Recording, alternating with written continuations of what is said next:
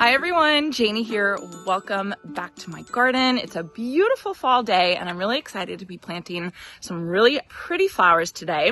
About 2 weeks ago, I did a complete makeover on the north side of my house in my secret garden.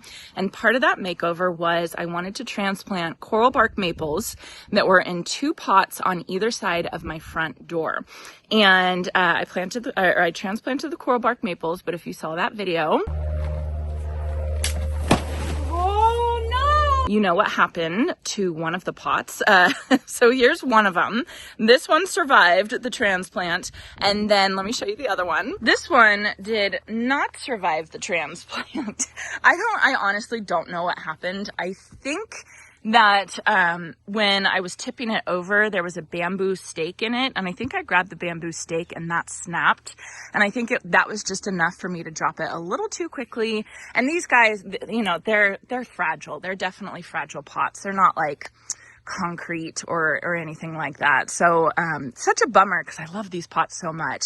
So I decided I wanted to keep it though and plant it up as a broken pot. And one of you suggested, a couple of you suggested that I plant it up with succulents, and what a great idea. And I am so happy with this. I think it looks so pretty and it's such a nice addition to this part of my garden. Sorry about the sun. So this is the second pot and you can see the patina on this pot matches the other one. Which, you know, that's a bummer, but I think it's okay. I think it's the new one is going to very quickly match the old one. Probably, I don't know. I'm hoping through the rainy season or something, it'll kind of fade. You can kind of see the two of them right there. So I just find these containers I found them at a local pottery place near me, and I have found them at my local garden center. And I've actually seen them at a lot of garden centers, so they're not just local to me. You just kind of gotta look. They're called Amalfi terracotta. At least that's what I've always seen them labeled as. But when you see them at the garden center, they're gonna look like this. They're gonna look like they're pink. And you're gonna look at them and think like, why would I want a pink terracotta pot? Like, that's so weird. But very quickly, this kind of pinky light color of terracotta fades to this aged color. And this one, I know it's going to age even more, and it actually kind of gets a little more orangey as it bakes in the sun. This one has been in the shade the whole time. So I know that now that I've moved it out here into the sun, it's going to get even like more of an orangey terracotta color. So anyway, I love these guys. I think they're beautiful. I'm sure that they're not frost or freeze proof. So if you live in an area where it gets really cold and it freezes during the winter, you're obviously going to have to take these indoors. We don't have to worry about that here, thankfully. So they're going on either side of the gazebo like that. We still have a lot of work that we need to do for this gazebo. We installed this gazebo earlier this year. We absolutely love it. I'm so happy with it, but there's a couple more things that we have to do.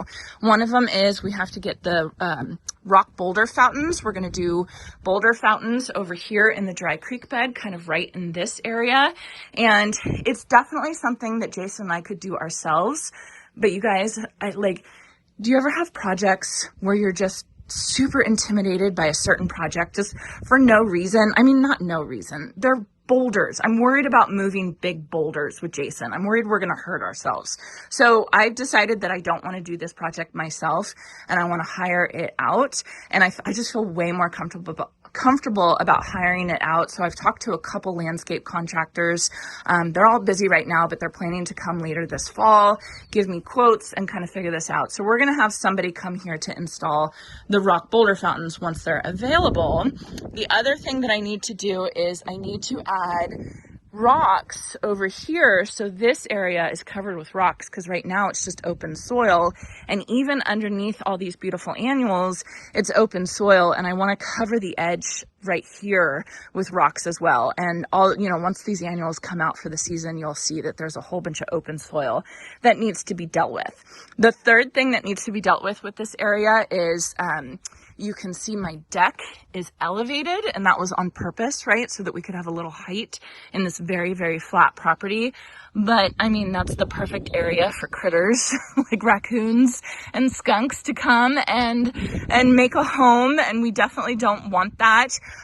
So we definitely have to critter proof underneath this deck and put some we talked to somebody and he said it's like called critter netting, or we could use hardware cloth or something like that. And this is another thing that I don't want to do because I don't want to crawl underneath the deck with the spiders, you know, like I just don't want to crawl underneath the deck. And I know Jason doesn't want to do it either. So we're going to have all those 3 things done when the landscape contractors come later this year. So those things need to happen. The reason why I'm telling you this is these pots here are going to be kind of temporary for now. Once they start working on this area, I'll have to move them. So I'm not going to worry too much about leveling them and making sure they're in like the perfect spot just yet, because I know I'm going to move them whenever the contractors are able to get here. But I have the pots, I have them here. I already had some beautiful flowers picked out and purchased.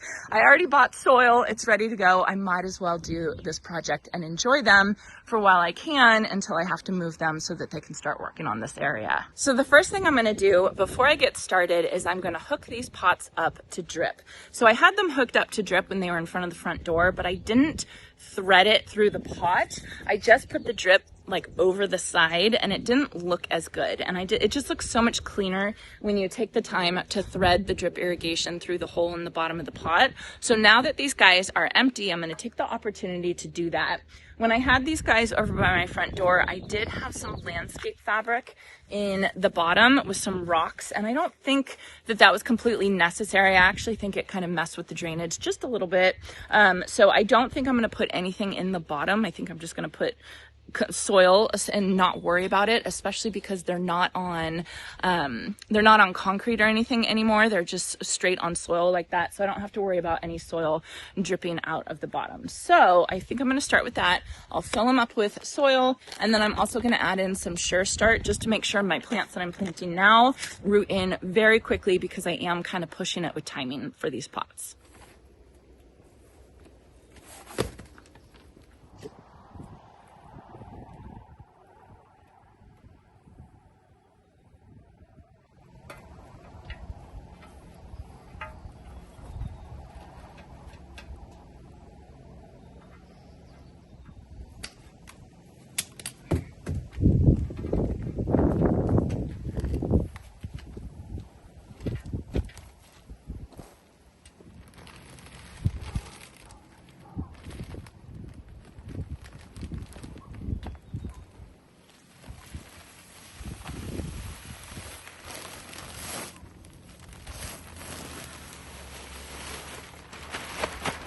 So these pots hold about 1.5 bags. So this is 2 cubic feet, so about 3 cubic feet.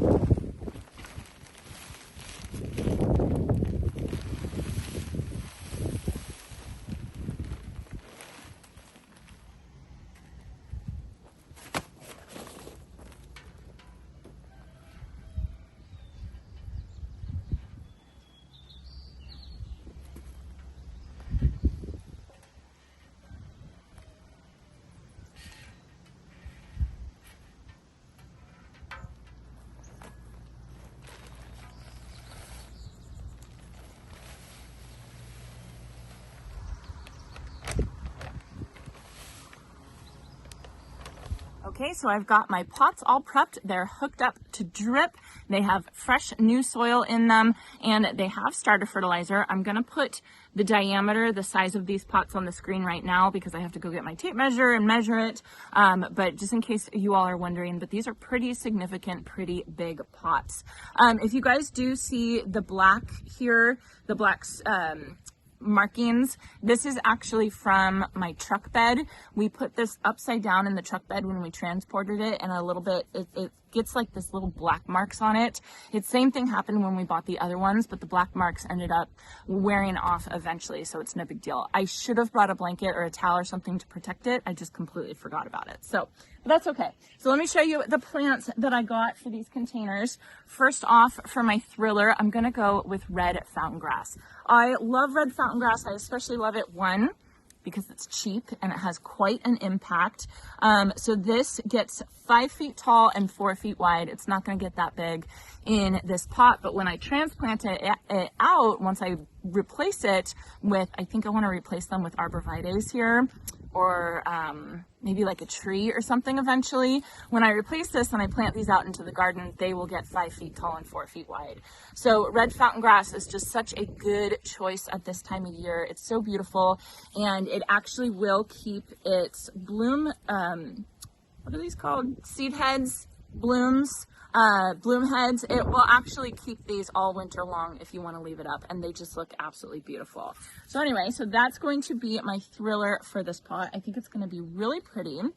One of my fillers is Rudbeckia, of course, so beautiful black-eyed Susan, and this is the variety Maya. Now, it's so funny because I thought I bought Maya Rudbeckia for my stock tanks that are looking so beautiful, you guys. I love those stock tanks.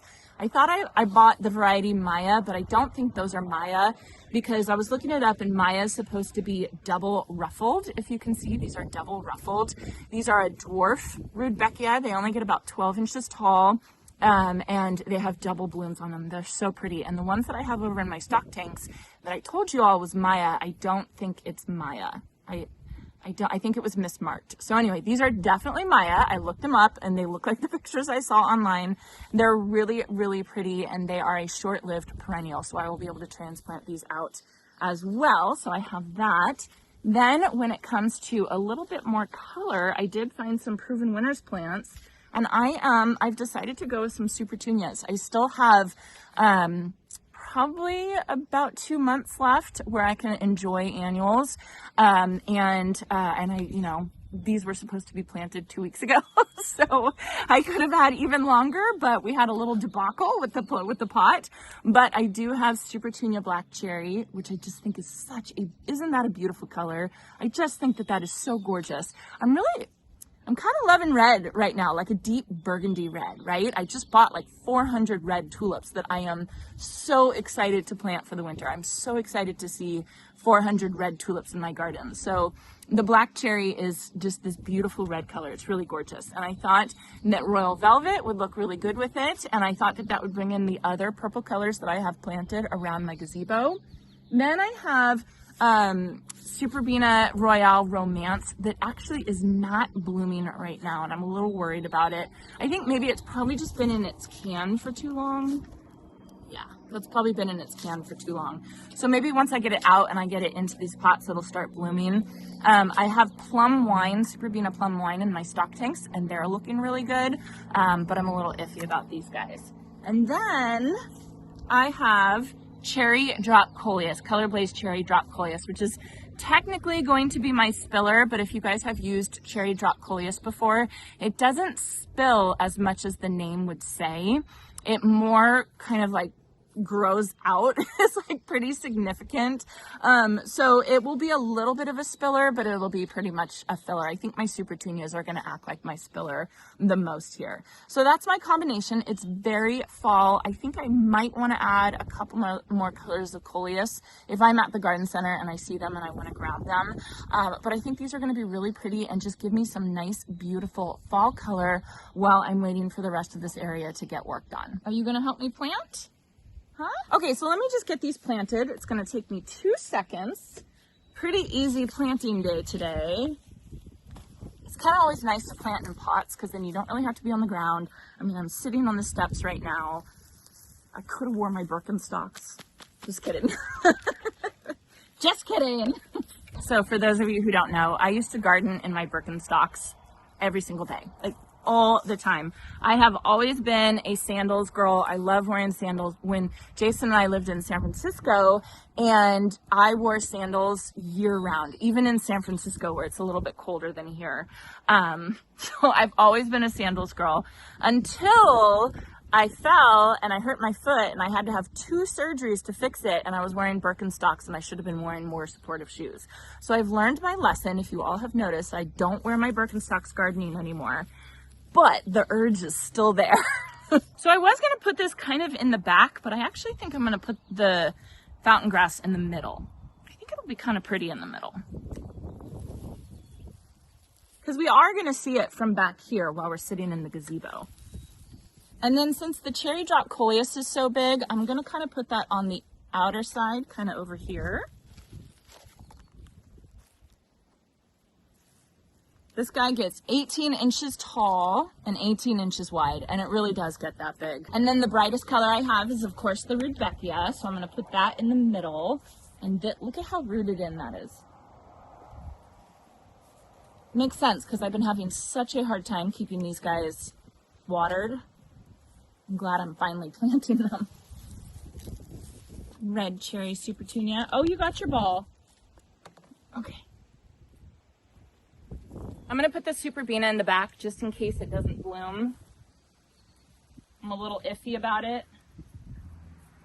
And then finally the Royal Velvet up here. So I got nice color up here. I think I actually need to add more soil. It kind of collapsed down.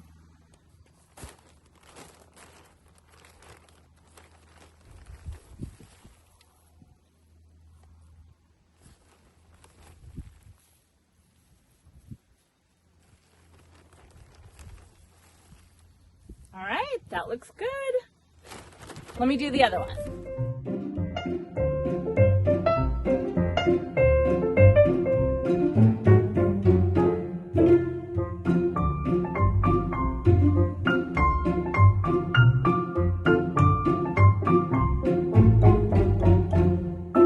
I found one bloom on the Superbina Romance, so you can see what the color is. It's really pretty. It's very similar to the Supertunia Black Cherry.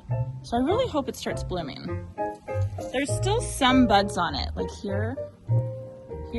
I think it just needs to get out of its pot.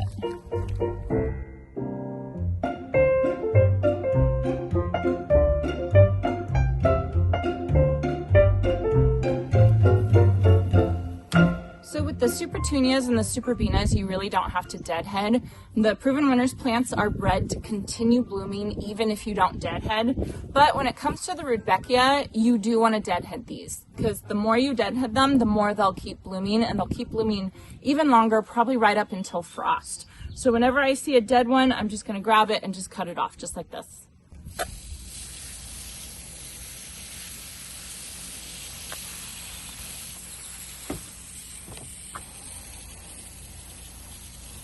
Okay, all planted up and done. I have to say I'm really sorry about the lighting for this video. If you can see the shadow of the gazebo, it's literally right over the two pots that I'm working on this morning. I probably should have filmed this video a little bit later today. So sorry about that, but I do think that they look really, really good. Not quite matching. They're not even, I'm looking at them, they're not even in the right spot. This one needs to come forward a little bit, but you can see how light that one is. I already watered them in, so these pots are a little, they're like, they've soaked up water already.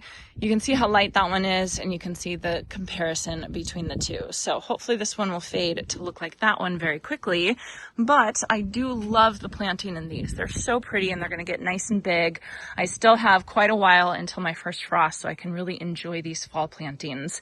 And we are still fertilizing. We're still fertilizing on a weekly basis with a water-soluble fertilizer, fertilizing all of our annuals. We have still been spraying BT, Bacillus thuringiensis, for budworms, but just as I was taking out the hose, I noticed this on my Superbina whiteouts. I noticed some slug and snail trails.